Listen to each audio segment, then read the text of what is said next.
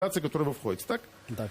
Ну, я, во-первых, хотел сказать о том, что я вот соглашусь с предыдущим здесь мнением. На самом деле бороться с этим крайне сложно, потому что я перед тем, как попасть в эту студию, обзвонил наших ведущих членов ассоциации, продают ли они в Крым. Ну, во-первых, конечно, с 2014 года никто из них не продает в Крым. То есть, мало того, многие там получили проблемы с теми дилерами, которые были в Крыму, они не рассчитались.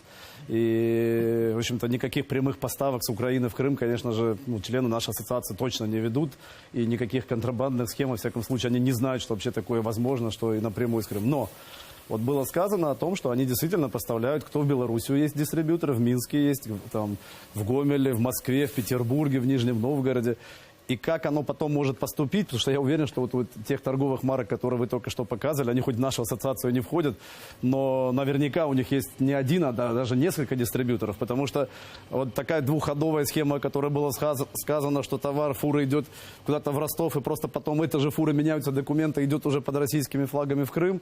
Ну, я думаю, что во всяком случае те продукты, которые были представлены, то есть вряд ли такую двухходовую схему используют. То есть, скорее всего, что это просто дистрибьютор, идет торговля взаимная. Эти торговые марки продают не только в России, в Беларуси, но, наверное, и в Казахстане, и по всему СНГ, возможно, и Восточную Европу. Вот. Хотя не исключено, что контрабанда, наверное, какая-то и существует. Меня как раз